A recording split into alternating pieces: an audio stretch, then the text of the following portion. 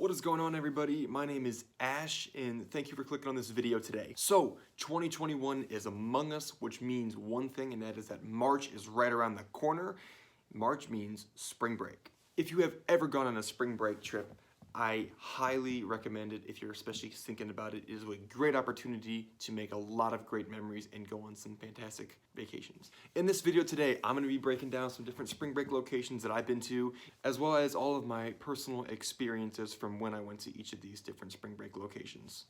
Disclaimer: this is in regards to college spring break, or at least in regards to I'm targeting a younger audience with this. So if you're watching this in regards to looking for a family spring break, you're welcome to keep watching, but this may not necessarily be the information you're looking to acquire for your spring break family vacation getaway. When I was in college, I went on a spring break trip almost every single year. In my opinion, if it is something you are thinking about doing and you can afford to do it, I highly recommend doing it.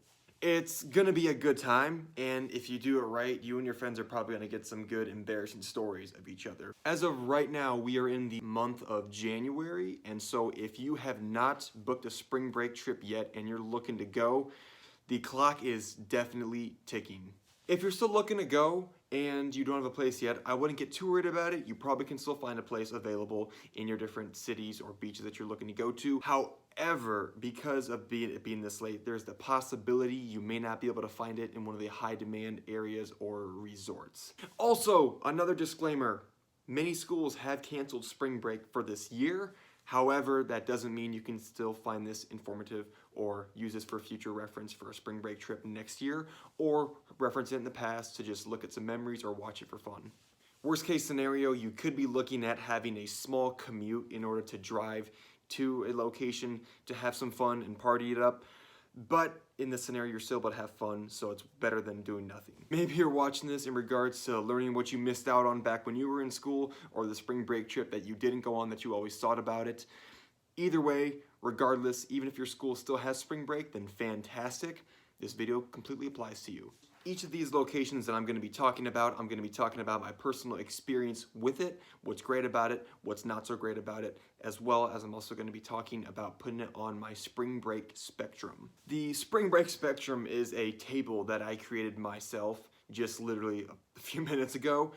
On the vertical axis, as you can see right here, this is in regards to the time of the events at this place. So that means if this is a spring break location, more towards nighttime shenanigans, or if it's a location more towards daytime festivities. And as you can see on the horizontal axis, this is for the litness bar. So on one end, we're gonna have chill. This is in regards to a place where you're just gonna relax, have a nice week off. And then the other end of the spectrum is gonna be absolutely insanity, when mistakes are made and where futures are ruined. After placing all of these places on the spectrum, I am going to personally rank them myself for my own experiences, but this is super subjective. If you've been to any of these locations, your experience may differ, so don't take mine verbatim as objective. This is very subjective. I'm gonna go ahead and list every location in the order that I attended each of them and vacation to them. If you have been to any of these locations or are interested in going to any of these locations, definitely please make sure to leave a like and a comment. And also feel free to leave a comment if there's any other spring break locations that you're curious about or have any opinions on. I'd definitely love to hear it. But anyways, let's go ahead and get into the list. My freshman year of college, I went to Gulf Shores / Pensacola, Florida. This was a trip that we booked last minute, and I literally mean last minute.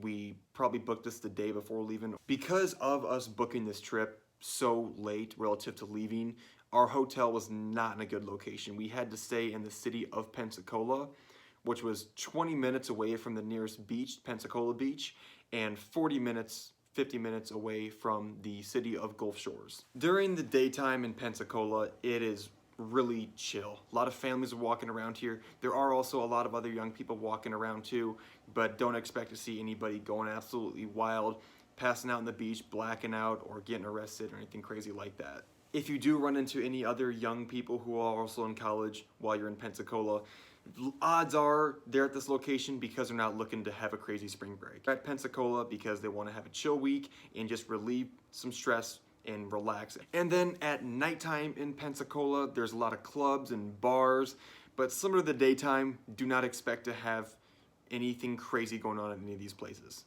And in these bars and clubs throughout Pensacola, you're probably gonna see a decent amount of other young people around, but it's not gonna be anywhere near enough people to think that this is any week other than spring break. This is going to be just a regular crowd at a bar and club. It's not gonna seem like anything special. If you are looking to book a crazy spring break trip, I would look elsewhere than Pensacola. But Gulf Shores, on the other hand, because of what happened when we went to Gulf Shores, I always wanted to go back and at least get a place within the area of Gulf Shores or Orange Beach, anywhere in that area. I can still remember to this day what happened when we first entered Gulf Shores. We were driving along the road that had all the beach houses and resorts on it, and the ocean was just over across from all these properties, and there was this girls in this car that drove up next to us on our right side. They were all pretty decent, by the way, and they were looking over at us, they were checking us out, and they immediately sped up, got in front of us, and then while they were in front of us, there was a hand that went up the left side of the windows, and they were pointing sideways for us to go up on the side of them. So of course, we're gonna do what they say. My friends and I pull up in the car next to them, and some girl just completely flashes us. We were all regretting not getting a place in Gulf Shores at that moment. During the daytime in Gulf Shores, there's a decent amount of people out on the beach, as well as chilling on their own properties, like in pools, just enjoying, partying, drinking, having a good time. Luckily, me and my friends met a decently sized group of guys who were from Oklahoma State, and they invited us into their beach house to hang out and party with them. There was a house next to us that was 3 stories high, completely massive. It appeared to be rented out by an entire fraternity from Texas A&M. This house was looking super rowdy on the outside, but then at one point the cops showed up to completely shut down the party this house was having, and everybody that was in the house went out onto the beach while the cops were in the house.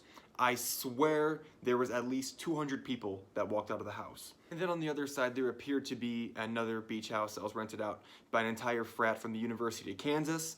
They were not as crazy as the guys from Texas A&M, but they were definitely still having a good time and were getting rowdy. My friends and I didn't really get to experience a whole lot because of being underage at the time, so we didn't really get to go out in Gulf Shores or experience much of that in Pensacola either. But from what we were seeing in Gulf Shores was that it seemed like there were a few bars in Gulf Shores that pretty much everybody was going out to. There was enough people that go out to where you obviously can tell that it's spring break and that stuff's going on, it's a good time, but not too many people to the point that it's overwhelming. Overall, I would say that Gulf Shores is one of the top, if not the best, locations to go to for spring break if you're going with a big group of people. Most other places that I'm going to be talking about on this list had mostly resorts spread out and then a few beach houses in between them. Gulf Shores was the opposite. Gulf Shores was loaded up with houses and there were not many resorts here. If you have a big group of people and are looking to book a spring break trip and all be on the same piece of property, I highly recommend considering Gulf Shores. Now, because this is technically 2 locations, I'm going to be putting them each on the spectrum separately. Since Pensacola didn't have a whole lot going on at really any point in time and was super relaxed, I'm gonna go ahead and put it right here for litness. And then since there also wasn't really anything that stuck out as more fun than any other, I'm gonna give this place right here in regards to the nighttime, daytime spectrum. And for Gulf Shores, since my experience was more with daytime oriented and it seemed like nighttime wasn't as wild as the daytime was, I'm gonna go ahead and place this right here on the spectrum for day and night. Then as I said earlier, this also was a fun location with plenty of stuff going on, but after experiencing some of the other locations later on this list, I'm gonna go ahead and put it right here for litness on the spectrum. During my sophomore year, some friends and I went to Daytona Beach, Florida. We booked this trip in the late fall, I believe it was October or November, but I remember that where we booked at, this place had sold out before January. We had stayed at the Hawaiian Inn while we were in Daytona Beach, and this trip was a little bit rough for me. The same day that we showed up in Daytona, I broke my phone from water damage because I went out in the ocean with my phone in my pocket. Because of this, any footage that I have was from my GoPro during the week, but because my phone was broken, I went the entire week pretty much off the grid. When we would wake up in the morning, everybody would be on their phones. I would just sit there and stare at everybody. It was also rough because there was one instance when I fell down the stairs and I hit a wall pretty hard. And then there also was a little bit of drama in the group. But besides any of this, I'm gonna be as objective as possible with my experience in regards to how I talk about Daytona, what I liked about it, what I didn't like. In Daytona, during the daytime, do not have high expectations. In our experience, it was not a whole lot going on. We were staying in one of the resorts that was supposed to be one of the top places for young people, and it was quite disappointing. The only thing during our resort that really had a lot of people at it was that every day they'd host a twerking contest, and during this period of time, yes, there'd be a lot of people who showed up, but this would only be for maybe 30 to 40 minutes. Besides this, there wasn't really anything going on. Some people would be chilling on the beach, some people would be chilling by the pool. It was nowhere near enough people to the point where you could be outgoing without being weird. During the daytime in Daytona, if you're looking for a congregation of people partying and getting rowdy, you're not gonna find it. But then, what happens at nighttime in Daytona completely makes up for what happens during the daytime, and then some more. The clubs here are huge, they're super nice, and they're also filled up with young people. Of all of these locations that I'm gonna be naming off on this list, Daytona, without a doubt, had the best nightlife of any of them. However, because the nightlife is so insane in Daytona, you will definitely need to budget your time. I would say the shortest wait line we ever had to get into a club was 20 minutes, and there were some instances when it was almost an hour. And cover is also going to be super expensive too. There was a VIP card that we got when we went there. I believe it was $25 that allowed us to get free cover up until 10 p.m. And that cutoff for 10 p.m. was getting into the club, not getting in line. For example, there was one night we were waiting in line to get into the club. It was called 509 Lounge. We had been in line for maybe 30 minutes, and then we finally get to the door, and it's just a few minutes past 10. And cover, we had to pay $35 per person just to get through the door. You heard that right. $35 per person, literally 5 minutes past when entry would have otherwise been free. You need to budget your time and go out early.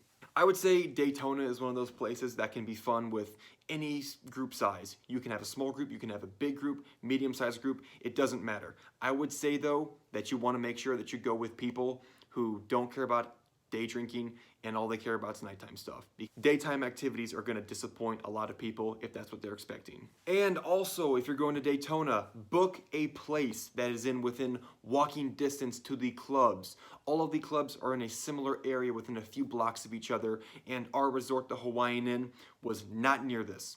It probably took us 10 minutes to Uber there sometimes, but Ubers would always be very expensive. It was close enough that we technically could walk if we wanted to, but I think we did this one time and it took about 40 minutes to do so. So do yourself a favor and book close to the clubs. Because Daytona completely sucked during the day but was insane during the night, it is going all the way to the top of the spectrum for nighttime. And then because the nighttime was so much fun and the stuff that happened during the daytime was very mediocre, I'm gonna give this spot right here for the litness level. Up next on my spring break list, we have South Padre Island.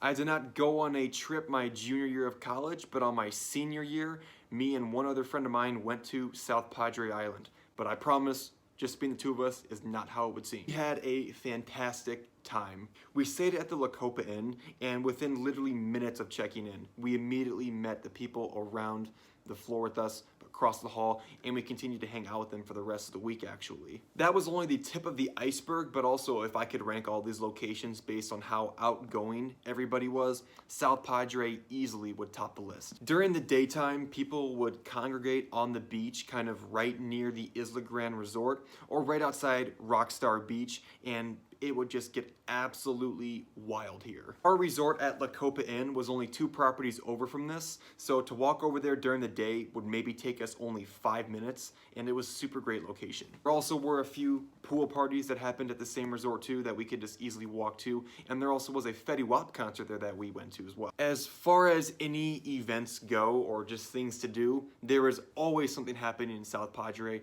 always something going on, always somewhere you can go. And also the island is super small too, so it's easy to access everything by foot or a quick little drive. My friend and I, as far as everybody else we were hanging out with, we all got the Padremaniac card, which if you're thinking about getting this, I would advise against it. I think the Padremaniac card pass costed us like $70 a piece, and it gets you free cover into different clubs that are being hosted by Padremaniac throughout the week. But there was one time that me and my friend went to a different club that was not being hosted by them, and cover was only like 10 bucks a head to get in. So if you're the kind of person that likes to spend now and enjoy later, then yeah, maybe you could find some worth out of this. But if you're the kind of person who wants to save money and only wants to spend in the case of an emergency or when you need to spend it, I would not get the Padremaniac. Now, I need to talk about the bad things of South Padre.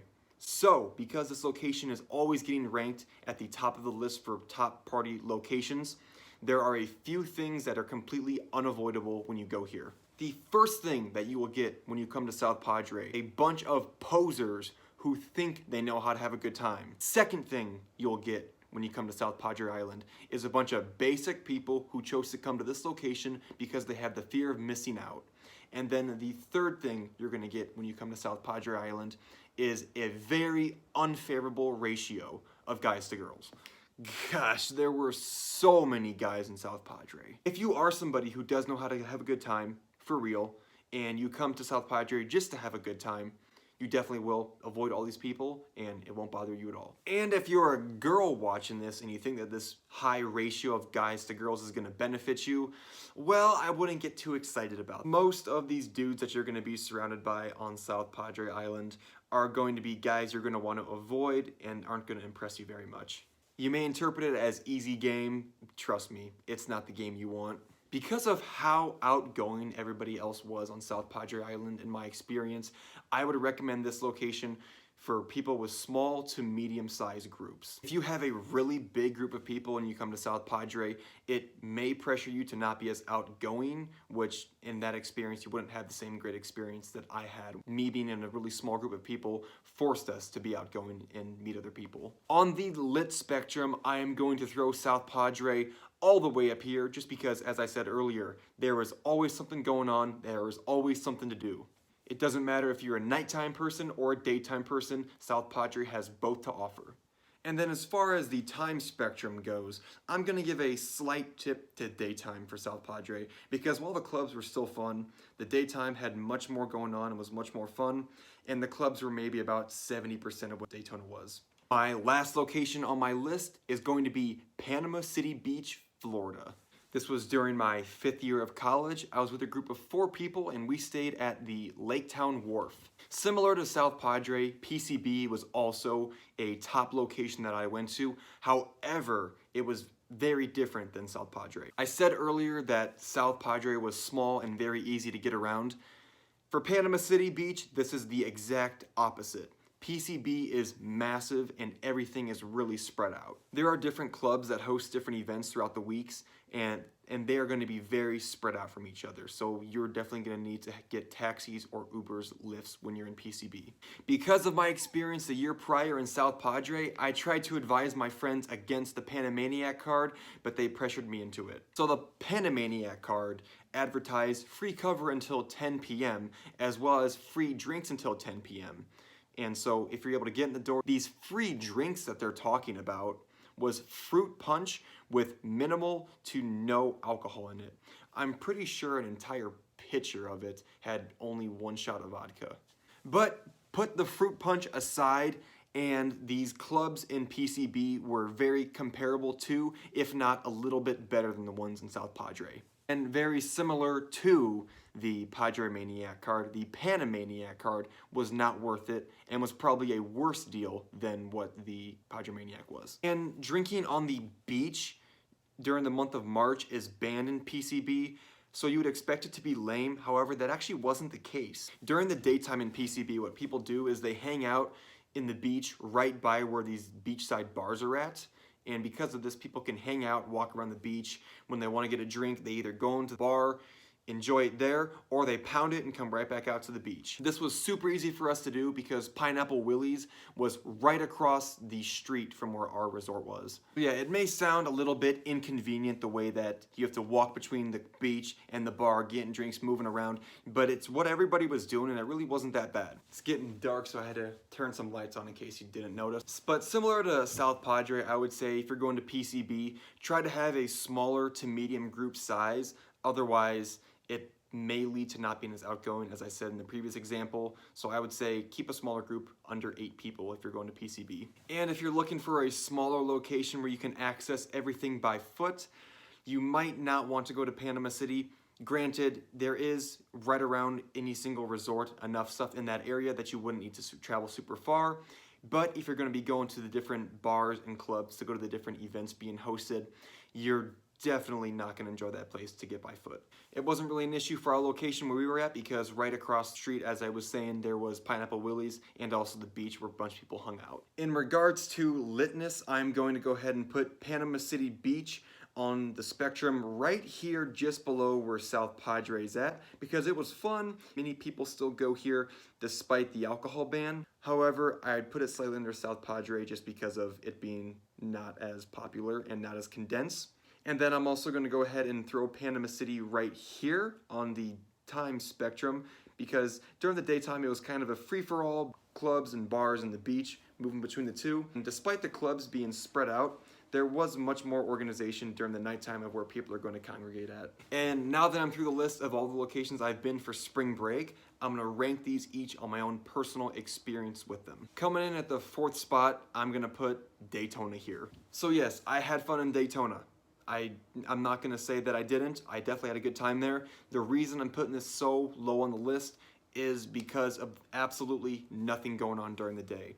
I'm a daytime person. I like going out during the day. I like drinking on the beach. I like doing all this stuff during the day. And yes, the nightlife was fun too, but I'm not big on paying cover. I don't like paying just to get in the door.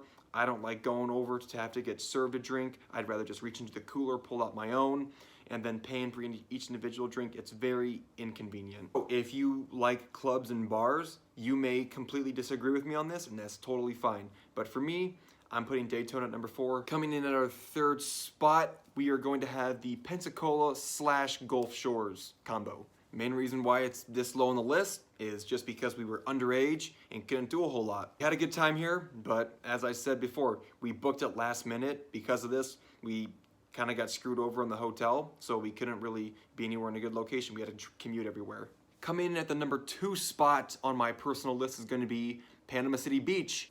This was a really fun location. A lot of stuff to do, a lot of people showed up here, and there was nowhere near as many posers and basic people as there was back on South Padre. This place would have been number 1 on the list if it was not so spread out. I do not like spending money just to get somewhere or parking. There was one time that we were at Harpoon Harry's and we were walking back to Lake Town because we didn't want to spend money on an Uber. It took us 45 minutes to walk back there. PCB is a great location for spring break, but as I said, it's very big and very spread out. And then that only leaves one place left for the number 1 spot, and that's going to South Padre. Despite all of the weirdos that you have to deal with when you go to South Padre, I can't say that I didn't have a good time there. There's always something to do. You're always surrounded by people that are trying to get lit, and everything's so small so you can get everywhere easily. Not to mention how outgoing everybody was. It was so easy to make friends there. But in regards to the island being small and easy to get everywhere, I'm pretty sure when we first showed up to the island, my friend and I drove across the island to just take a look at everything, and I think it took us 10 minutes to go across the entire city, which that's really tiny. But that is all I got today, so thank you very much if you made it to this point and watching the video. If you enjoyed it, I would really appreciate it if you could leave a like. Have you been to any of these locations? Are you interested in going to any of these locations? Or are there any other spring break locations that you want to discuss? Go ahead and leave a comment and then we can go from there. And if you want to see more videos like this one, please make sure to subscribe. Thanks a lot, everybody. Take care.